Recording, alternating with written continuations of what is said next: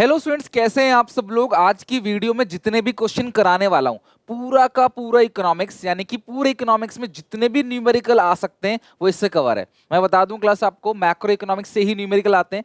तो मैंने इस वीडियो में मैक्रो इकोनॉमिक्स के हर एक chapter, national income, money banking, ADAS, budget और बैलेंस ऑफ पेमेंट के मोस्ट इंपोर्टेंट क्वेश्चंस को कवर कर लिया है, जिससे पूरा का पूरा चैप्टर आपका रिवाइज हो जाएगा ओनली न्यूमेरिकल्स। मैंने एक हफ्ते पहले आप लोगों को सारे के सारे थ्योरी के क्वेश्चंस दे दिए थे कि जितने भी इंपॉर्टेंट क्वेश्चंस पूरे इकोनॉमिक्स में पूछे जा सकते हैं, मैंने सब कुछ दे दिया था आपको। और आज मैं आपको सारे के सारे न्यूमेरिकल करा देता हूं। इसका पीडीएफ मैं टेलीग्राम चैनल पे डाल दूंगा, लेकिन आप सबसे रिक्वेस्ट है प्लीज एक एक क्वेश्चन कर लेना, एक भी क्वेश्चन को स्किप मत करना। पूरा का पूरा कवरेज है, कंप्लीट मैक्रो। तो स्टार्ट करते हैं सबसे पहले चैप्टर से, नेशनल इनकम। तो नेशनल इनकम में बस 4 टाइप के न्यूमेरिकल्स है जो पूछे जा सकते हैं। सबसे ज्यादा इंपॉर्टेंट है production method, income method, expenditure method. तीनों से आंसर सेम आता है। और रियल और नॉमिनल जीडीपी, इससे भी क्लास यानी जो प्राइस इंडेक्स है, जीडीपी डिफ्लेटर है, इससे भी आपको सवाल देखने को मिल सकता है। तो स्टार्ट करते हैं। सबसे पहला, suppose in hypothetical economy there are only 2 firms, firm A firm B. दो ही फर्म है, फर्म ए और फर्म बी, और ए ने सोल्ड किया 2000 का। तो अगर मैं क्लास यहाँ पे ए फर्म देखूं तो ए की जो सेल्स है वो कितने की हो गई, 2000 की। और ए की जो परचेज है वो आपको कितनी दे रखी है, 1000 की। फर्म बी एक्सपोर्ट, अगर मैं फर्म बी की बात करूं तो फर्म बी ने जो एक्सपोर्ट किया हुआ है वो है 2500, और जो डोमेस्टिक सेल्स जो देश के अंदर बेचा है वो है 1500। तो टोटल सेल्स कितनी आ गई, 2-3-4 हजार की टोटल सेल्स आ गई। और आगे लिखा है, अच्छा फर्म ए ने बेचा फर्म बी को, तो ए ने बी को बेचा तो मतलब बी ने खरीदा। तो ये जो सेल्स था ए के लिए, बी के लिए वही परचेज कितना हो गया, 2000 रुपए।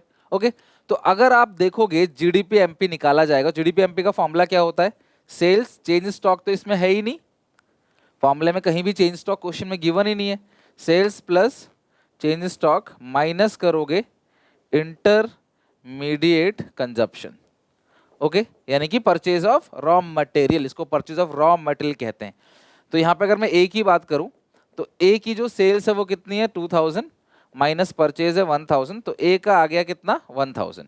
उसी तरीके से बी का, आप इसे जीडीपी एमपी की जगह ना इसे जीवीएमपी लिख लो, वो ज्यादा बेहतर रहेगा, क्योंकि जीडीपी एमपी पूरी इकोनॉमी की होती है, राइट। और यह है जीवीएमपी, यानी कि जो वैल्यू एडेड है वो। बी की जो सेल है वो कितनी दे रखी है, सेल है 4000, और जो बी का परचेज है वो कितना है, 2000। तो इसका आ गया 2। तो टोटल जो जीडीपी एमपी आ गया हमारे पास, GDP MP is equal to GVA MP A का प्लस जीवीए एमपी बी का।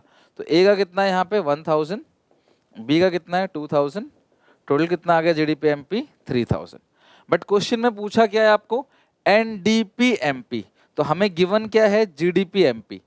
हमारे पास जो गिवन है वो है जीडीपी एमपी, लेकिन क्वेश्चन पूछ रहा है एनडीपी एमपी, गिवन है जीडीपी एमपी। ग्रॉस से नेट जाने के लिए माइनस करोगे डेप्रीशिएशन, यानी कि consumption of fix capital. Depreciation का ही दूसरा नाम क्या है, consumption of fix capital.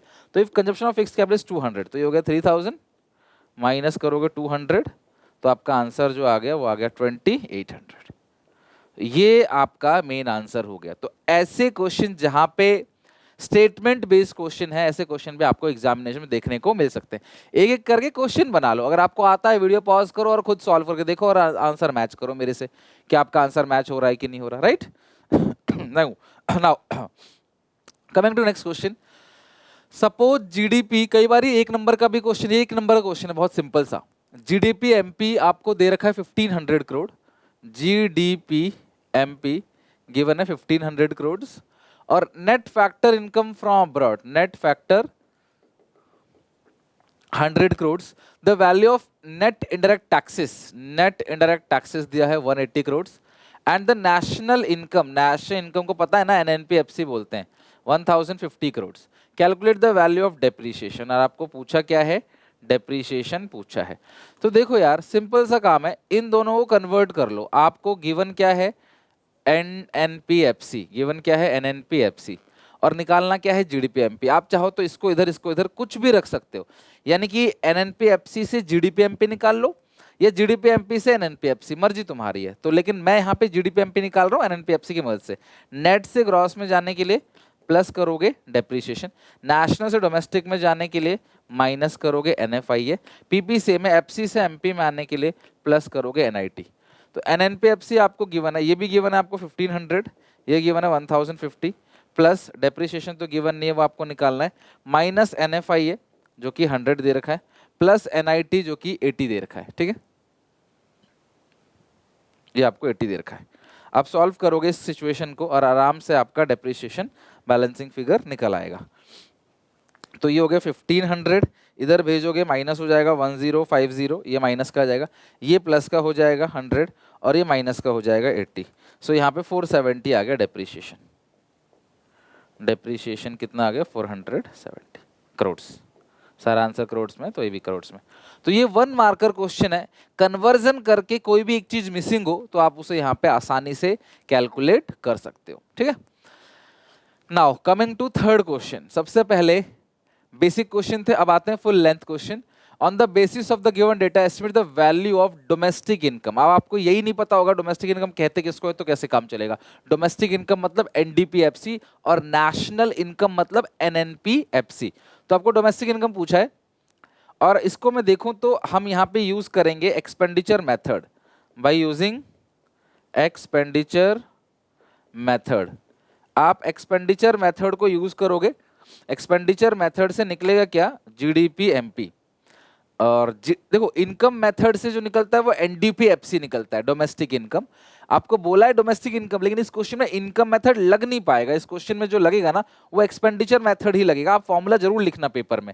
Private final consumption expenditure यानी कि हाउस होल्ड एक्सपेंडिचर, प्लस करोगे government final consumption expenditure, private final consumption expenditure plus करोगे गवर्नमेंट फाइनल कंजप्शन एक्सपेंडिचर। तीसरा है ग्रॉस डोमेस्टिक कैपिटल फॉर्मेशन। तो ये क्या लिखा है? Gross fixed capital formation. ये ग्रॉस फिक्स्ड कैपिटल फॉर्मेशन है। तो अगर ये फिक्स्ड कैपिटल फॉर्मेशन है ना, इसमें फिर चेंज स्टॉक ऐड करना पड़ेगा। ये रहा चेंज स्टॉक 40। ठीक है, प्लस करोगे नेट एक्सपोर्ट, तो ये रहा नेट एक्सपोर्ट माइनस का 40। तो प्राइवेट का फाइनल कंजप्शन एक्सपेंडिचर हो गया, गवर्नमेंट का फाइनल कंजप्शन एक्सपेंडिचर हो गया, ग्रॉस फिक्स कैपिटल फॉर्मेशन अगर फिक्स है तो चेंज स्टॉक ऐड करोगे और नेट एक्सपोर्ट दे रखा माइनस का। तो ये आपका GDP MP आ गया। तो 600 प्लस 200 800 प्लस 200 प्लस 40 और माइनस का 40, इट्स 1000। बट हमें निकालना क्या है? Domestic income. और डोमेस्टिक इनकम का मतलब हमें निकालना NDPFC और गिवन क्या है? GDP MP। अभी हमने बाय यूजिंग एक्सपेंडिचर मेथड क्या निकाला? GDP MP। बट हमें चाहिए क्या? NDPFC। तो अब ग्रॉस से नेट जाने के लिए माइनस करोगे डेप्रीशिएशन, डोमेस्टिक डोमेस्टिक सेम है, PP सेम है, MP से FC में माइनस करोगे NIT।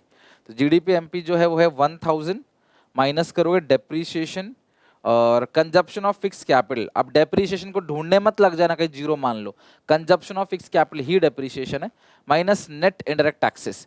तो अगर आपको नेट इनडायरेक्ट टैक्सेस दिया गया है तो आपको फिर IT सब्सिडी ये सब को ढूंढकर परेशान नहीं होना। तो 1000 माइनस करोगे 40 और 120 160 840। तो ये आ गया आपका कितना? 840। NDPFC आ गया 840।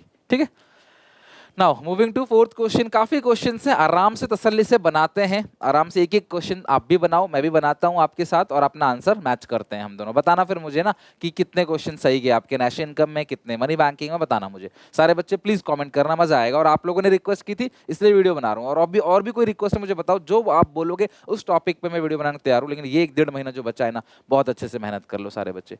On the basis of the given data estimate NVAFC। अब ये यहाँ पे प्रोडक्शन मेथड ही आप यूज करोगे by using value added method या by using production method. Production method से आप क्लास यूज करोगे और क्या निकालोगे? GVAMP। तो सबसे पहला लेवल क्लास सेल्स। सेल्स कितना आपको दे रखा है? 1000। इसमें चेंज स्टॉक ऐड करोगे, sales plus change stock minus intermediate consumption यानी परचेजेस ऑफ रॉ मटेरियल। तो 1000 में से 300 जाएगा 7850। तो GVMP कितना क्लास आ गया? 850। अब आपको निकालना क्या है? NVAFC। आपको निकालना क्या है? NVA। और ये क्वेश्चन ये मत समझना मैंने आसान आसान क्वेश्चन ले लिए, ये PYQ है, ये प्रीवियस ईयर क्वेश्चन है। तो NVAFC गिवन क्या है? GVAMP। तो ग्रॉस से नेट जाने के लिए करोगे माइनस डेप्रीशिएशन, VA सेम है, MP से FC जाने के लिए माइनस NIT। तो जीवीए एमपी है 850 माइनस डेप्रिसिएशन आपको यहाँ पे दिया हुआ नहीं है, पर आप थोड़ा सा ये देखो ये दो चीज क्या है। कुछ बच्चे जीरो मान लेंगे डेप को, लेकिन मैं जीरो नहीं मानूंगा। ग्रॉस इन्वेस्टमेंट, नेट इन्वेस्टमेंट, तो ग्रॉस बड़ा होता है, नेट छोटा, और दोनों के बीच का डिफरेंस जो होता है वो डेप्रिसिएशन होता है। तो ग्रॉस इन्वेस्टमेंट है 100 और नेट इन्वेस्टमेंट है 80, तो 20 रुपीज का क्या है क्लास, डेप्रिसिएशन है। सिंपल सी बात है यार। ग्रॉस इन्वेस्टमेंट 100 है, नेट इन्वेस्टमेंट 80 है, तो ये डिफरेंस किस चीज का है, जब दोनों इन्वेस्टमेंट सेम है तो ये ग्रॉस और नेट का डिफरेंस है, और जो कि डेप्रिसिएशन होता है। नेट इनडायरेक्ट टैक्सेस है वो भी 20 दे रखा है, तो ये 810 आपका आंसर आ गया। 850 माइनस 40, 810 आपका आंसर आ गया। तो ये हो गया आपका एनवीएफसी की calculation by using production method, ठीक है। चलो moving to next, calculate NVFC. Again NVFC निकालना है, अब ये कुछ आइटम अलग दे रखा है, तो सबसे पहले बाय यूजिंग प्रोडक्शन मेथड आप जीवीएमपी निकालोगे। डोमेस्टिक सेल्स कितनी है, 200। अगर डोमेस्टिक सेल्स है तो एक्सपोर्ट जो है वो भी आपको लेना पड़ेगा। अगर खाली सेल्स दी होती, सुनना ध्यान से, खाली सेल्स अगर दी होती तो मैं एक्सपोर्ट नहीं लेता, लेकिन डोमेस्टिक सेल्स है, हम मानते वही सेल सब कुछ है, उसी के अंदर एक्सपोर्ट इंक्लूड है, लेकिन एक साफ कह रहा है देश के अंदर बेचा है और ये देश के बाहर बेचा है। प्लस चेन स्टॉक वो भी आपको दिया माइनस का 10, माइनस इंटरमीडिएट कंजप्शन यानी कि परचेसेस ऑफ रॉ मटेरियल। तो ये जो सिंगल यूज प्रोड्यूसर गुड्स है ना, यही रॉ मटेरियल है। जो रॉ मटेरियल होता है ना उसको प्रोड्यूसर यूज करता है और एक ही बार यूज करता है, बस सिंगल यूज, मशीन उसकी बार बार यूज होगी, बट जो रॉ मटेरियल है वो एक ही बार यूज करेगा, वो है 120। तो जीवीएमपी निकल के आएगा 200 plus 10 minus 10 minus 120, it's 80 GVMP. पूछा क्या है एनवीएफसी, पूछा क्या है एनवीएफसी, और गिवन क्या है जीवीएमपी। तो आपको निकालना क्या है एनवीएफसी, गिवन क्या है जीवीएमपी। ग्रॉस से नेट जाने के लिए माइनस डेप्रिसिएशन, वीए सेम है, एमपी से एफसी जाने के लिए माइनस एनआईटी। तो जीवीएमपी है 80, डेप्रिसिएशन कितना है यहाँ पे, अब डेप्रिसिएशन गिवन नहीं है, जीरो मत मानना। फिक्स कैपिटल गुड्स यानी कि मशीनरी, तो मशीनरी की जो वैल्यू है वो 15 है और लाइफ स्पैन है 5, तो डेप्रिसिएशन होगी 3। यार 15 लाख की मशीन है, 5 साल आप उसे इस्तेमाल करोगे तो हर साल उसकी वैल्यू कितनी कम हो रही है, 3 लाख रुपए। तो 80 माइनस 3 माइनस एनआईटी गिवन है 20, तो 80 माइनस 23 57। तो जो net value added at factor cost आ गया वो कितना आ गया, 57। धीरे धीरे लेवल बढ़ेगा, खुश होने की जरूरत नहीं कि सर ये तो बहुत आसान आसान थे, ये सब पेपर में आ चुके क्वेश्चंस हैं, मैंने मैक्सिमम क्वेश्चंस पीवाईक्यू के कवर कर लिए हैं इसमें।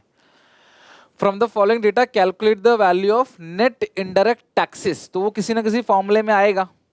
जीएनपी गिवन है ना, और net national product at MP NNP given है। तो एक काम करो ना, एनएनपी आपको गिवन है एनएनपी, और राइट साइड क्या है जीएनपी।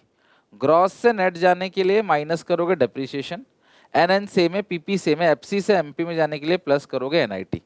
इसको जब सॉल्व करोगे ना तो ये एनआईटी आपका निकल आएगा, बाकी सब चीज गिवन है। एनएनपी गिवन है कितना है 1400, जीएनपी कितना गिवन है class 1300, minus depreciation consumption of fix capital कितना है 100, प्लस करोगे एनआईटी, ठीक है। तो अब ये 1300 में से हो गया 1200, 1200 इधर भेज दो 1400, ये 1200 प्लस का इधर आएगा माइनस का, is equal to net indirect taxes. So net indirect taxes जो आ गया वो कितना आ गया 200, 1400 माइनस 1200, ये कितना आ गया 200। तो ऐसे छोटे छोटे सवाल जहां पे आपको ज्यादा दिमाग लगाना है, ऐसे क्वेश्चन आ जाते हैं पेपर में कई बार, और तुम बड़े बड़े सवाल करके जाते हो प्रैक्टिस करके। तो वीडियो पॉज करो, लिख लो क्लास इस क्वेश्चन को भी। Moving to another question, question number 7, calculate NNPFC. आपको नेशनल इनकम निकालना है, इनकम और एक्सपेंडिचर दोनों मेथड को अगर आप यूज करोगे तो उससे नेशनल इनकम सेम ही आएगा। तो लिख लेते हैं बाय यूजिंग इनकम मेथड। तो सबसे पहले आप इनकम मेथड देखोगे, तो इनकम मेथड के अंदर आपको क्या क्या चाहिए, इसमें आगे भी है कॉम्पनसेशन ऑफ एम्प्लॉइज 400, आप फॉर्मूला जरूर लिख लेना, compensation of employees plus rent royalty interest profit. अब इस क्वेश्चन में रेंट कितना है 60, रेंट 60, रॉयल्टी गिवन नहीं है, इंटरेस्ट है 200, रेंट है 60, रॉयल्टी गिवन नहीं है, इंटरेस्ट 200, और जो प्रॉफिट्स आपको दे रखा है 7th क्वेश्चन में, प्रॉफिट्स है 340, प्रॉफिट है 340। तो ये हो गया ऑपरेटिंग सरप्लस, प्लस करोगे मिक्स इनकम, है ना फॉर्मूला अगर आपको याद हो, प्लस करोगे मिक्स इनकम सेल्फ एम्प्लॉयड, ये आ गया आपका 100।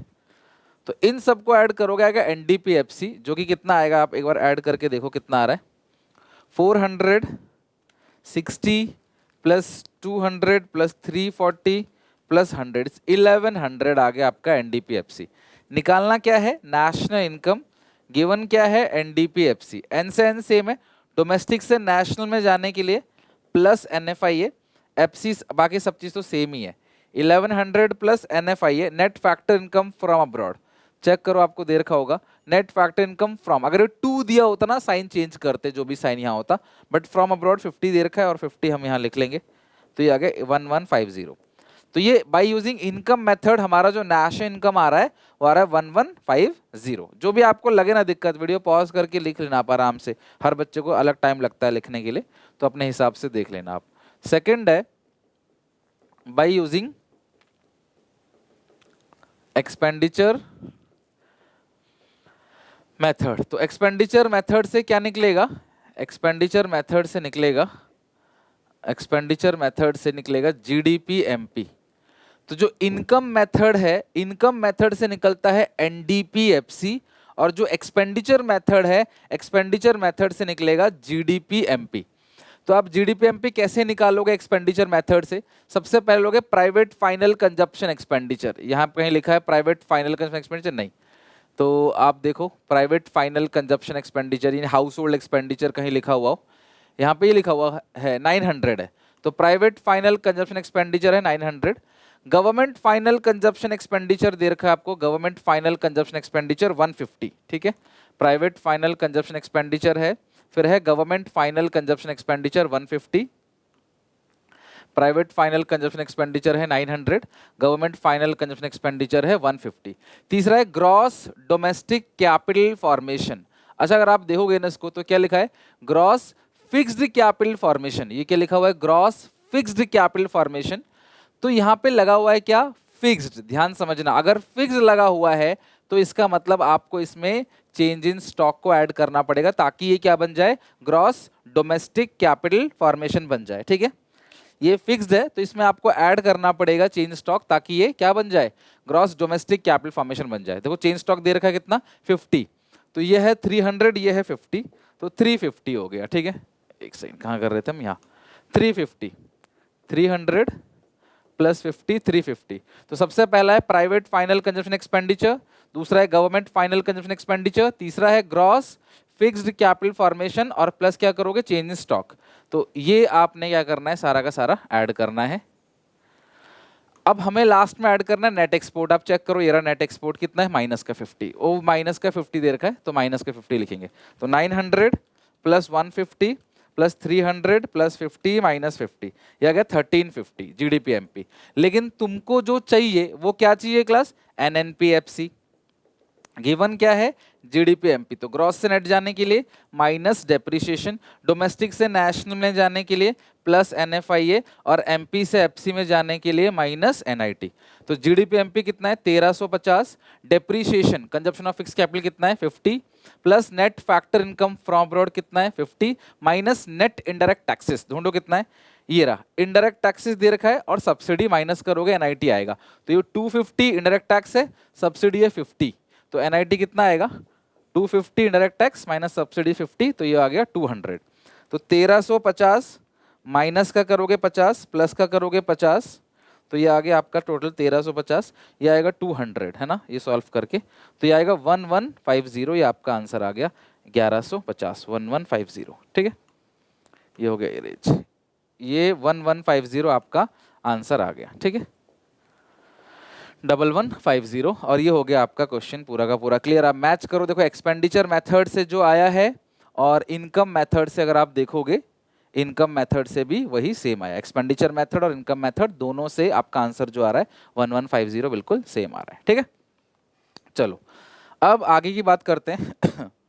ये हो गया क्वेश्चन नंबर 8। ये भी बहुत अच्छा क्वेश्चन है। आपको ऑपरेटिंग सरप्लस, अभी ना ये थोड़े से नए स्टाइल के क्वेश्चंस हैं जहां पे डायरेक्टली आपको नहीं बोलता नेशनल इनकम निकालो, घुमा फिरा के क्लास आपको नेशनल इनकम दे देगा या कोई आइटम दे देगा, आपको दूसरी चीज बोलेगा निकालने के लिए। तो आपको कैलकुलेट क्या करना है? ऑपरेटिंग सरप्लस और कॉम्पनसेशन एम्प्लॉय। अच्छा मुझे बताओ, दोनों चीजें किस मेथड के अंदर आती हैं? Sir income method. तो ऑब्वियसली कौन सा मेथड लगाओगे? इनकम मेथड लगाओगे। तो सबसे पहले ऑपरेटिंग सरप्लस निकाल लो। ऑपरेटिंग सरप्लस कैलकुलेट कर लो। Rent, royalty, interest, profit. तो देखो रेंट कितना है 100, जो रॉयल्टी है वो कितना है 20, जो इंटरेस्ट है वो कितना है क्लास यहाँ पे 50, और जो प्रॉफिट्स है वो आपको दे रखा है 200। ठीक है, वो कितना दे रखा है 200। तो ये हो गया 100 प्लस 20 प्लस 50 प्लस 200, 370, 370। तो ऑपरेटिंग सरप्लस जो आ चुका है वो कितना आ गया आपका 370। रेंट, रॉयल्टी, इंटरेस्ट, प्रॉफिट चारों को ऐड करोगे आएगा ऑपरेटिंग सरप्लस। तो ये तो सिंपल है। अब कॉम्पनसेशन ऑफ एम्प्लॉइज किस मेथड के अंदर आता है? इनकम मेथड में। और इनकम मेथड से निकलता क्या है? Net domestic product at factor cost, NDPFC. ठीक है, तो अब इस सिचुएशन में अगर आप देखोगे तो ये गिवन क्या है? जीडीपी एमपी गिवन है। गिवन क्या है? GDP MP. पर हमें क्या चाहिए? एनडीपीएफसी। गिवन क्या है? GDP MP. ओके, तो ग्रॉस से नेट जाने के लिए माइनस डेप्रीशिएशन, डीपीडीपी सेम है, एमपी से एफसी में जाने के लिए माइनस एनआईटी। तो जो जीडीपी एमपी आपको दे रखा है gross domestic product market price, वो कितना है 1800, माइनस करोगे डेप्रीशिएशन, और डेप्रीशिएशन कितना है आपको दे रखा है 200, माइनस करोगे नेट इनडायरेक्ट टैक्स यानी कि एनआईटी। तो ये रहा क्लास इनडायरेक्ट टैक्स, और ये रहा सब्सिडी, माइनस करोगे एनआईटी आएगा। तो 250 है इनडायरेक्ट टैक्स, सब्सिडी है 50, तो 250 माइनस 50 200 आपका आ गया एनआईटी, नेट इनडायरेक्ट टैक्सेस। तो ये आ गया 1400 आपका एनडीपीएफसी आ गया। अब आप एनडीपीएफसी का फॉर्मूला लगाओगे। आप मेरी बात समझ गए? सबसे पहले आपने रेंट, रॉयल्टी, इंटरेस्ट, प्रॉफिट चारों को ऐड किया, आपका आ गया ऑपरेटिंग सरप्लस। फिर एनडीपीएफसी आप निकालोगे जीडीपी एमपी की मदद से। तो जीडीपी एमपी आपको दे रखा है कितना 1800, माइनस करोगे डेप्रीशिएशन, वो आपको क्वेश्चन में दे रखा है कितना 200, माइनस करोगे नेट इनडायरेक्ट टैक्स यानी कि indirect tax less subsidy, 250 minus 50 200। तो ये आ गया एनडीपीएफसी। अब तुम्हें निकालना है कॉम्पनसेशन ऑफ एम्प्लॉइज। तो एनडीपीएफसी का फॉर्मूला क्या होता है? Compensation of employees plus operating surplus plus mix income self employed, यही फॉर्मूला होता है। तो एनडीपीएफसी तो आपने निकाल लिया यहाँ पे कितना 1400, तो यहाँ रखो 1400। कॉम्पनसेशन ऑफ एम्प्लॉइज आपको निकालना है, ऑपरेटिंग सरप्लस आपने अभी निकाला 370, और मिक्स इनकम इस क्वेश्चन में दिया हुआ नहीं है, तो ये हो गया 370, मिक्स इनकम नहीं दिया, जीरो मान लो। तो 1400 माइनस 370, तो कॉम्पनसेशन ऑफ एम्प्लॉइज जो है, कॉम्पनसेशन ऑफ एम्प्लॉइज वो आपको दिया है 1030, 1030 रुपये। कॉम्पनसेशन ऑफ एम्प्लॉइज कितना आ गया 1030, 1030 रुपये। तो ये आपका क्लास हो गया आंसर, कॉम्पनसेशन एम्प्लॉइज 1030। अब वही क्वेश्चन आपको पूछ रहा था कि कॉम्पनसेशन ऑफ एम्प्लॉइज निकालना है, आपने निकाल लिया। तो आपको एक चीज गिवन होगी और दूसरी चीज मिसिंग होगी, आपको फॉर्मूले का यूज करके वो चीज निकालना है, दैट्स इट। ठीक है, तो हो गया क्वेश्चन 8 खत्म।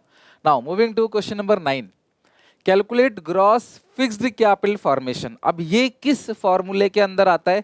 ग्रॉस फिक्स्ड कैपिटल फॉर्मेशन किस फॉर्मूले के अंदर आता है? ग्रॉस फिक्स्ड कैपिटल फॉर्मेशन, बताओ किस फॉर्मूले के अंदर आएगा ग्रॉस फिक्स्ड कैपिटल फॉर्मेशन?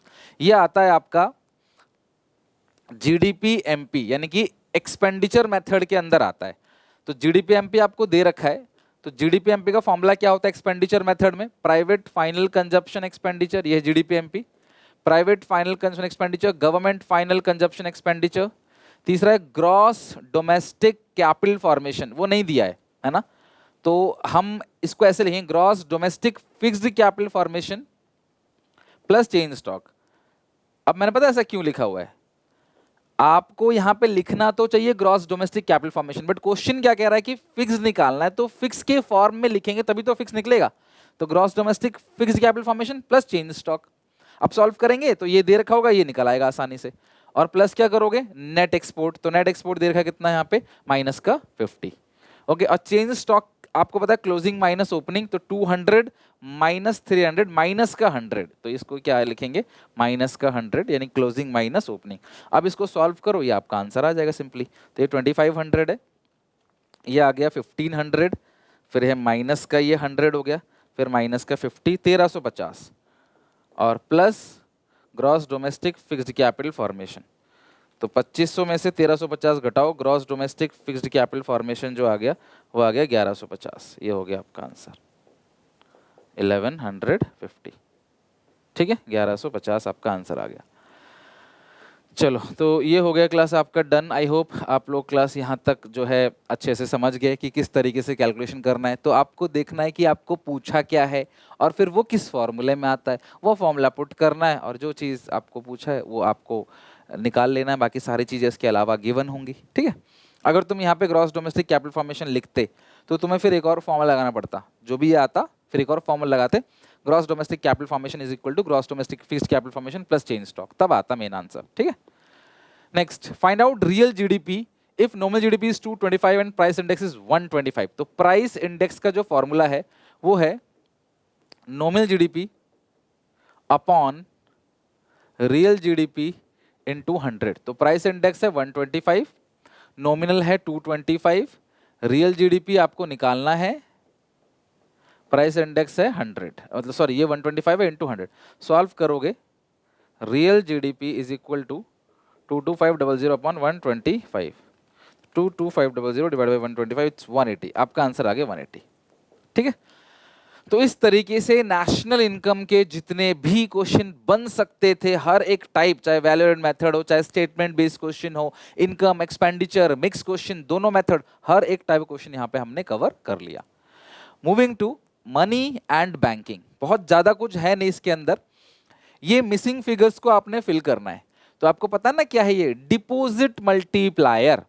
तो डिपॉजिट मल्टीप्लायर का फॉर्मूला होता है 1 अपॉन लीगल रिजर्व रेशियो। तो 1 अपॉन 20 इंटू 100 इज 5 टाइम्स, यानी कि जो भी आप पैसा बैंक में जमा करोगे इनिशियल डिपॉजिट, बैंक उसका 5 गुना 5 टाइम्स बना देगा।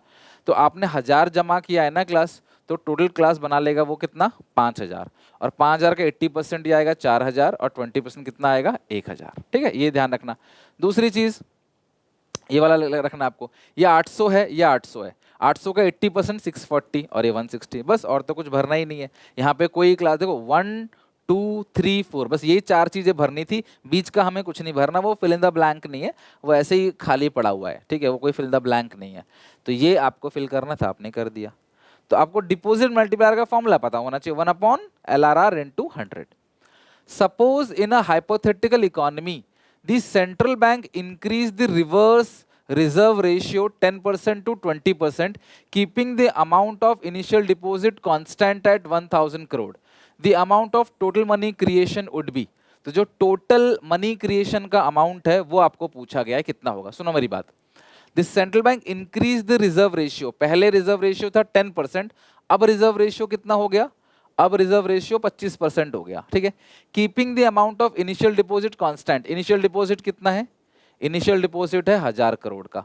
The amount of total money creation, तो टोटल मनी क्रिएशन आपको पूछना है, पता करना है। तो डिपॉजिट मल्टीप्लायर का फॉर्मूला क्या होता है, 1 अपॉन LRR इंटू 100, सो 1/25 इंटू 100, डिपॉजिट मल्टीप्लायर आ गया 4 टाइम्स। तो अगर आप 1000 रुपए का इनिशियल डिपॉजिट करोगे तो टोटल डिपॉजिट जो है वो 4000 करोड़ का बैठ जाएगा। तो टोटल डिपॉजिट जो होगी, वो टोटल जो मनी क्रिएशन होगा वो कितना होगा, 4000 करोड़ का हो जाएगा। तो आई होप आपको ये सेकंड क्वेश्चन भी अच्छे से समझ आ गया, ठीक है। Next, if the total deposit is 50,000 crore and the initial deposit, देखो सुनो मेरी बात, टोटल डिपॉजिट जो है वो 50,000 करोड़ है, कितना है 50,000 करोड़, और इनिशियल डिपॉजिट जो है वो 12,500। तो जो डिपॉजिट मल्टीप्लायर है वो कितना है, 4 टाइम्स। भाई 50,000 है टोटल डिपॉजिट, इनिशियल डिपॉजिट है 12,500, तो जो डिपॉजिट मल्टीप्लायर हुआ वो कितना हुआ क्लास, 4 टाइम्स। डिपॉजिट मल्टीप्लायर कितना हुआ, 4 टाइम्स। अच्छा, एक फॉर्मूला होता है डिपॉजिट मल्टीप्लायर का, 1 अपॉन LRR इंटू 100। सो यहाँ पे LRR is equal to 100 upon 4, तो 25% का LRR हो गया। तो लीगल रिजर्व रेशियो आपको पूछा गया है, तो legal reserve ratio would be 25%। तो ऐसे छोटे मोटे क्वेश्चन जो है वो बेसिकली पूछे जाते हैं मनी एंड बैंकिंग चैप्टर से, मतलब बेसिकली बैंकिंग चैप्टर से मल्टीप्लायर से रिगार्डिंग क्वेश्चन पूछे जाते हैं। नेक्स्ट है ADAS, काफी सारे क्वेश्चन बनते हैं ADAS से। आओ एक क्वेश्चन बनाते हैं। Find out national income, find out national income from the following. अब नेशनल इनकम के अंदर आपको 3 चीजें दे रखी है, ऑटोनोमस कंजप्शन, MPC और इन्वेस्टमेंट। आपको निकालना क्या है, नेशनल इनकम, और आपको ये 3 चीजें, 3 आइटम आपको गिवन दे रखा है, ऑटोनोमस कंजप्शन, एमपीसी और इन्वेस्टमेंट। देखो इन्वेस्टमेंट मतलब ही तो सेविंग्स होता है, तो सेविंग फंक्शन लगा दो, माइनस ए बार प्लस 1 माइनस बी वाई। तो इन्वेस्टमेंट और सेविंग कितनी है, 50 है। ऑटोनोमस कंजप्शन 100 है, तो इसे लिखो माइनस 100। और ये सेविंग फंक्शन में एमपीएस होता है, एमपीसी 0.8 है, तो एमपीएस कितना होगा 0.2 इंटू वाई। और आपको निकालना क्या है क्लास, नेशनल इनकम। सॉल्व कर लो, ये आएगा 150, ये आएगा 0.20, तो जो नेशनल इनकम है वो आएगा 150 डिवाइड बाई 0.20 इज 750। 750 करोड़ का आपका नेशनल इनकम आ गया सॉरी 750 करोड़। ओके चलो क्वेश्चन नंबर 1 क्लास हमारा हो गया। नेक्स्ट आते हैं क्वेश्चन नंबर 2 पे। If an economy plan to increase इस इनकम बाय 2000 करोड़, इनकम कितने से बढ़ेगी, 2000 करोड़ से बढ़ जाएगी। एंड द एमपीसी 75%, एमपीसी कितना आ गया 75%, मतलब 0.75। Estimate the increase in investment, कितनी इन्वेस्टमेंट की जरूरत पड़ेगी इस टारगेट को अचीव करने के लिए। आपको हाल फिलहाल में ही मैंने एडीएएस चैप्टर पढ़ाया हुआ है, और मैंने कहा था उस चैप्टर में न्यूमेरिकल में किसी भी क्वेश्चन में अगर आपको डेल्टा आई मिल जाए तो के दोनों फॉर्मूलों का यूज करोगे। पहला फॉर्मूला होता है 1/MPS। अगर एमपीसी 0.75 है तो एमपीएस 0.25 होगा, के आ गया 4। फिर के का एक और फॉर्मूला है delta Y upon delta I, तो के कितना आ गया 4। जो डेल्टा वाई है वो कितना क्लास है 2000 करोड़, और डेल्टा आई आपको निकालना है। So delta I is equal to 2000 upon 4, तो कितना आएगा 500। ठीक है, तो चेंज इन इन्वेस्टमेंट कितना आ गया आपका, चेंज इन इन्वेस्टमेंट आ गया 500 करोड़। ठीक है, change in I, change in investment कितना मिल गया आपको 500 करोड़ का डेल्टा आई यानी कि चेंज इन इन्वेस्टमेंट मिल गया। ठीक है, नेक्स्ट गिवन कंजप्शन फंक्शन, आपको सी फंक्शन दिया गया है और आपको आई भी दिया गया है। और मैंने आपसे कहा था कभी भी सी और आई दिया है और वाई का पूछेगा आपको नेशनल इनकम, तो वाई का फॉर्मूला क्या होता है, सी प्लस आई, कंजप्शन प्लस इन्वेस्टमेंट। तो कंजप्शन कितना है यहाँ पे, तो y इज इक्वल टू सी, सी कितना है 100 प्लस 0.75, ये सी है, प्लस आई कितना है यहाँ पे 1000 हो गया। तो यहाँ पे लिखोगे y माइनस 0.75, ये क्या है y है ना, 0.75 y इज इक्वल टू यहाँ पे आ गया 1100। तो y में से 0.75 y जाएगा तो 1100 आएगा, तो एक y में से 0.75 जाएगा तो 0.25 y is equal to 1100। So y is equal to 1100 divide by 0.25।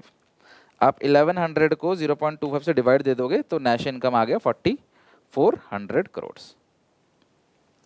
अब आपको कंजप्शन एक्सपेंडिचर निकालना है, सी निकालना है। So C is equal to 100 plus 0.75 Y, और वाई कितना निकाला आपने 4400, तो ये आ गया आपका 100 प्लस 3300, तो सी आ गया आपका कितना 3400।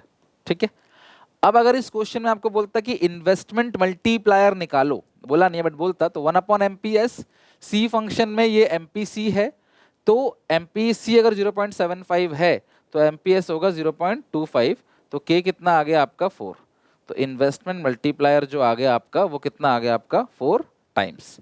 तो आपका आंसर आ गया इन्वेस्टमेंट मल्टीप्लायर कितना 4 टाइम्स। ठीक है, तो ये हो गया क्लास आपका थर्ड क्वेश्चन हमारा बहुत अच्छे से डन हो गया, 4 टाइम आपका आंसर आ गया। ठीक है, अच्छा अब इसी क्वेश्चन को ना कुछ बच्चे कैसे सॉल्व करते हैं, बोलते हैं सर इनकम है 4400 और आपका सेविंग्स यही तो एस है, एस आई के बराबर है, एस है 1000, तो 4400 में से 1000 घटा के भी डायरेक्टली सी 3400 निकाल सकते हैं क्या, तो यस बिल्कुल आप इसको कैलकुलेट कर सकते हो, निकाल सकते हो। Question 4, in an economy 75% of increase in income is spent on consumption. अब ये लाइन ध्यान समझना, बढ़ी हुई इनकम का 75%, इनकम का नहीं, इंक्रीज्ड इन इनकम का, बढ़ी हुई इनकम का 75% आप कंजप्शन पे खर्च करते हो, तो वो एमपीसी है। Investment increase by 1000 crore, investment 1000 crore से बढ़ गया, आपको निकालना क्या है, डेल्टा वाई निकालना है और डेल्टा सी निकालना है। सबसे पहली बात तो के दोनों फॉर्मूले लगाओ, 1/MPS, अगर MPC 0.75 है तो MPS 0.25 होगा, तो के आ गया आपका 4 टाइम्स। दूसरा है के का एक और formula delta Y upon delta I, तो ये रहा डेल्टा वाई और डेल्टा आई कितना है 1000 करोड़, तो यहाँ पे डेल्टा वाई जो आएगा ये आएगा 4000 करोड़, डेल्टा वाई जो आएगा वो आएगा 4000 करोड़। ठीक है, डेल्टा वाई कितना आ गया आपका 4000 करोड़। अभी आपको एक काम और करना है, डेल्टा वाई तो आपका 4000 करोड़ आ गया, एक काम और करना है, इसमें डेल्टा सी निकालना है। तो एमपीसी का जो फॉर्मूला है वो आपको यूज करना है। So MPC is equal to delta C upon delta Y. तो ये हो गया 0.75। डेल्टा सी नहीं पता कितना है और डेल्टा वाई कितना है, डेल्टा वाई अपन निकाल लिया 4000 करोड़। तो 4000 को 0.75 से आप मल्टीप्लाई करोगे तो डेल्टा सी आ गया 3000 करोड़। ठीक है, आपको पता है डेल्टा सी किसके फॉर्मूले में आता है, एमपीसी के। एमपीसी तुमको गिवन है, आप कर लो। इसमें डेल्टा एस बोलता तो फिर आप क्या करते, डेल्टा एस का फॉर्मूला लगाते, एमपीएस का लगाते, delta S upon delta Y given है, डेल्टा एस निकल जाता। या वाई में से सी घटा दो तो भी एस निकल के आ जाएगा। तो इसमें ना तो बहुत ही सिंपल तरीके हैं मैथ्स के जो लगा के आप निकाल सकते हो। Next question, in an economy increase in income, जो इनकम बढ़ रहा है ना 5 times the increase in investment. देखो, in an economy the increase in income is 5 times the increase in investment. तो जो इनकम बढ़ रहा है ना वो 5 गुना बढ़ रहा है इन्वेस्टमेंट जितना बढ़ रहा है उससे। Calculate MPC. तो अब एमपीसी, अब इस सिचुएशन में आपने पहले के का फॉर्मूला क्या लगाना है, delta Y upon delta I. तो K is equal to delta Y तो डेल्टा वाई की जगह क्या लिख सकते हो, 5 डेल्टा आई और नीचे डेल्टा आई लिखा हुआ है। देखो डेल्टा वाई की जगह आपने लिखा 5 डेल्टा आई, नीचे डेल्टा आई है, कैंसिल हो गया। तो के कितना आ गया 5 टाइम्स। के जो है वो कितना आपका क्लास 5 टाइम्स आ गया। फिर के का एक और फॉर्मूला है, के का एक और फॉर्मूला है 1 upon M P S. So cross multiply करो, M P S is equal to 1 upon 5, so 0.2। तो जो मार्जिनल प्रोपेंसिटी कंज्यूम आ गया 0.2, लेकिन आपको पूछा है एमपीसी है। So MPC is equal to 1 minus 0.2, 0.8।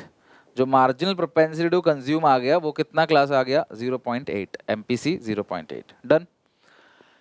Next, अब आपको इस टेबल को फिल करना है। आपको मैंने बताया था ना कि ऐसा ब्लैंक वाला सवाल भी आ सकता है, आपको टेबल को फिल करना है। अब आप कैसे करोगे, ध्यान से इस चीज को समझना, ठीक है। एपीएस और एमपीसी। अच्छा, एमपीसी का फॉर्मूला क्या होता है, change in C upon change in Y. तो मुझे सबसे पहला कॉलम बनाना पड़ेगा चेंज इन वाई का। और चेंज इन वाई कैसे निकलेगा, ये तो ब्लैंक है, 100 में से 0 गया तो 100, ये भी 100, 200 में से 100, 300 में से 200, ये आ गया 100। ठीक है, अब इस सिचुएशन में एमपीसी कितना है 0.6, डेल्टा सी नहीं पता, डेल्टा वाई कितना है 100, सो डेल्टा सी कितना आ गया 60। Change in C, delta C जो आ गया वो कितना आपका आ गया 60 आ गया। और ये तीनों जगह सेम है, 0.600, 0.600, 0.600।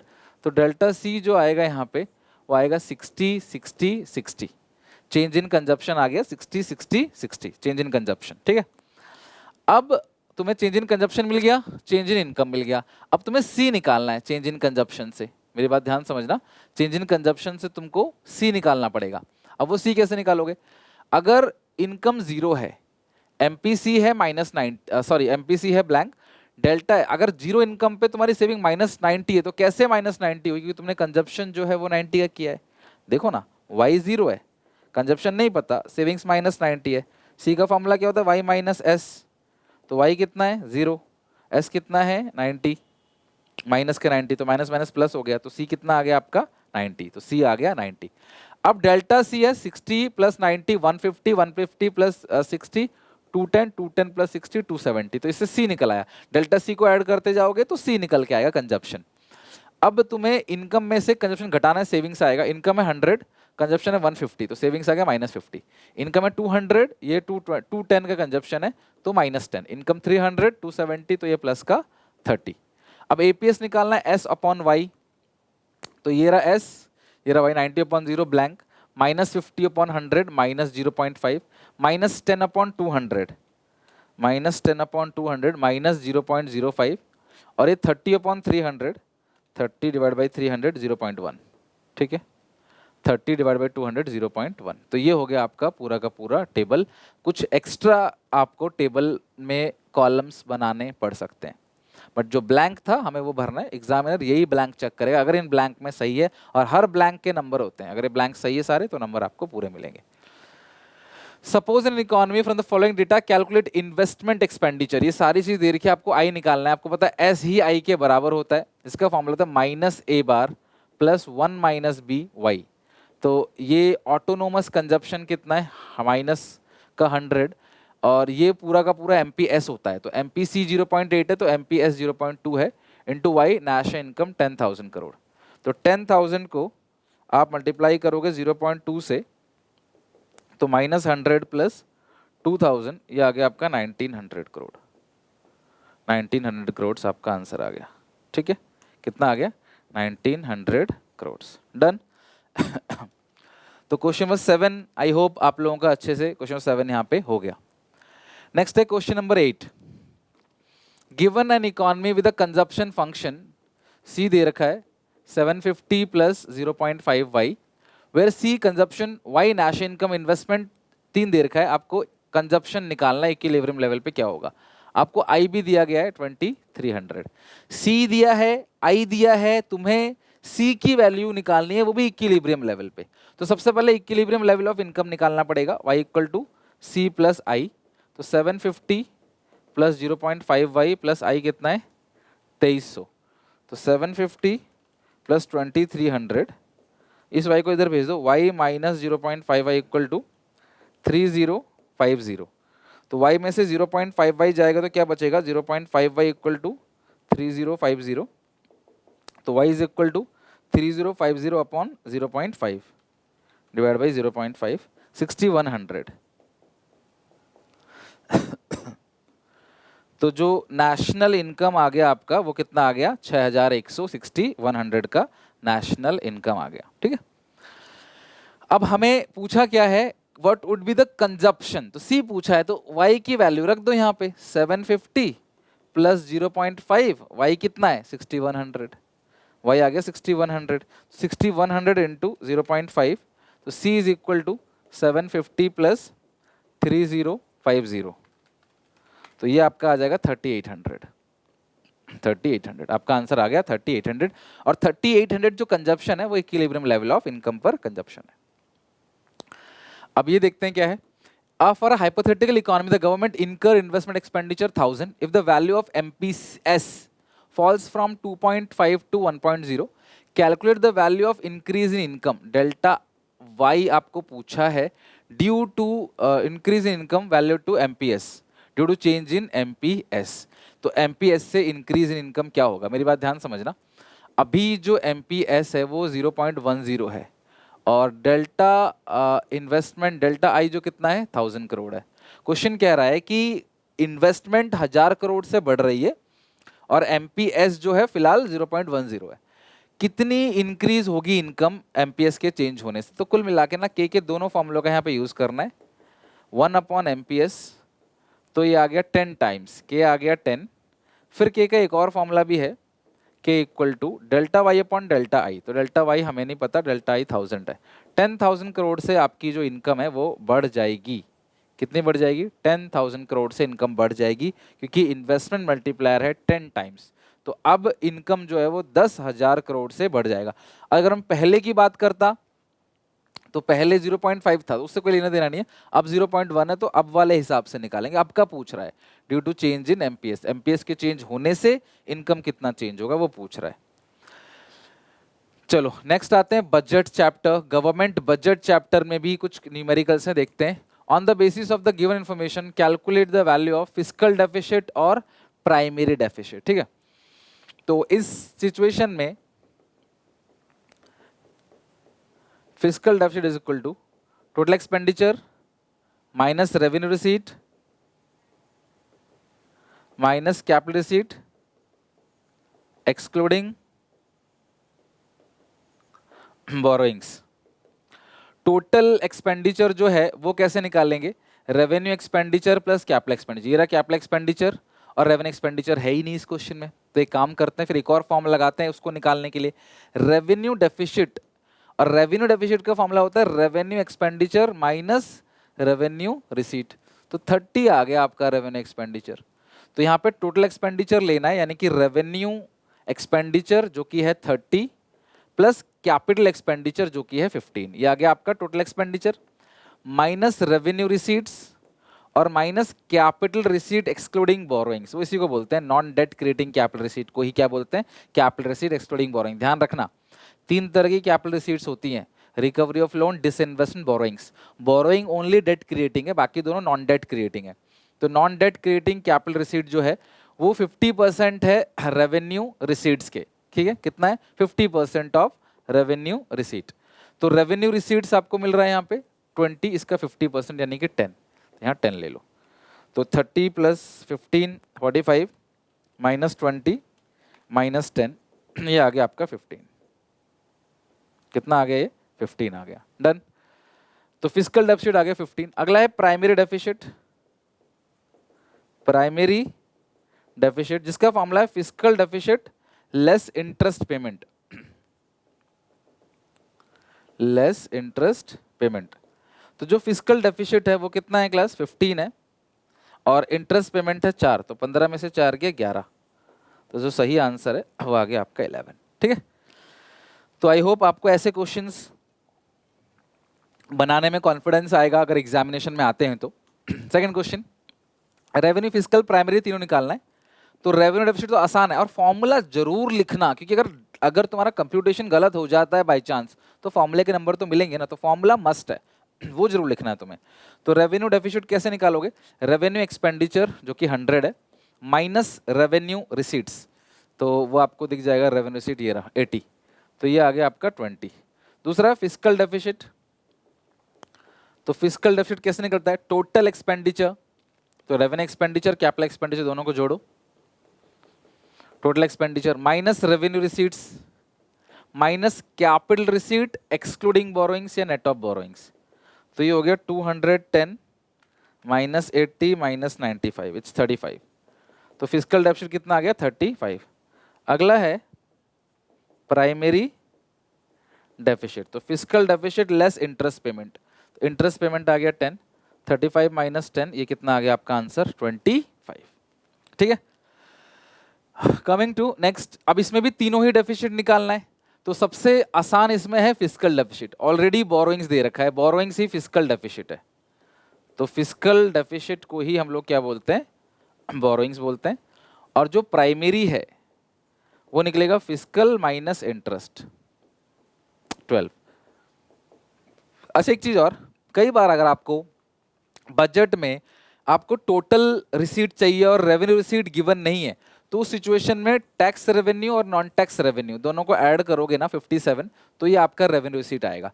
पूछा भी है रेवेन्यू डेफिसिट, तो रेवेन्यू डेफिसिट का फॉर्मूला क्या है? रेवेन्यू डेफिसिट का revenue expenditure minus revenue receipt. तो जो रेवेन्यू एक्सपेंडिचर है वो कैसे निकलेगा? Revenue expenditure 80 minus revenue receipts, और वो है आपका tax plus non tax, 47 plus 10 कितना हो गया? 57। तो 80 माइनस 57 ये आ गया 23। 23 का क्लास आपका आ गया रेवेन्यू डेफिसिट, जो कि कितना आता है? 23। तो आपका रेवेन्यू डेफिसिट आ गया, और प्राइमरी डेफिसिट आप निकाल लिया, फिस्कल तो बोरोइंग्स के बराबर ही है।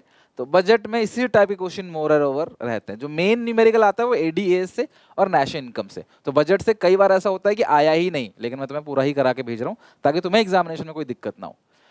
अब है बीओपी से, फॉरेन एक्सचेंज रेट से कोई नहीं होता न्यूमेरिकल, बीओपी से होता है।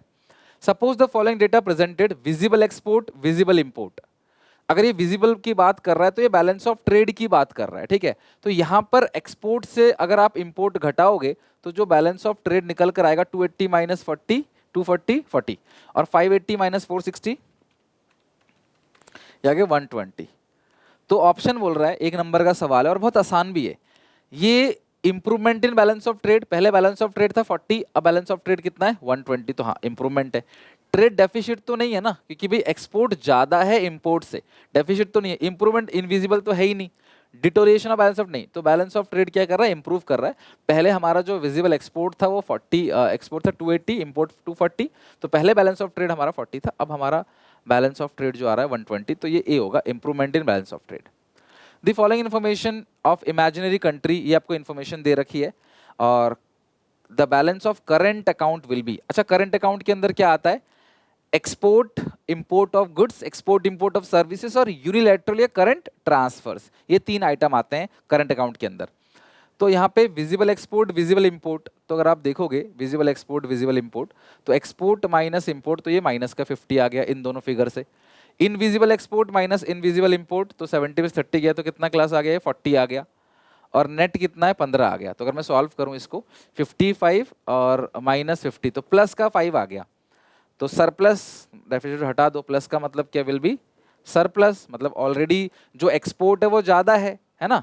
और सरप्लस कितने का है 5 का, यहाँ पे कितने का 5, तो इसका ऑप्शन नंबर बी करेक्ट है, सरप्लस 5 ना कि डी। तो इसका बी ऑप्शन करेक्ट है। तो इस तरीके से सिर्फ एक्सपोर्ट लेना, एक्सपोर्ट सिर्फ विजिबल आइटम का लेना है।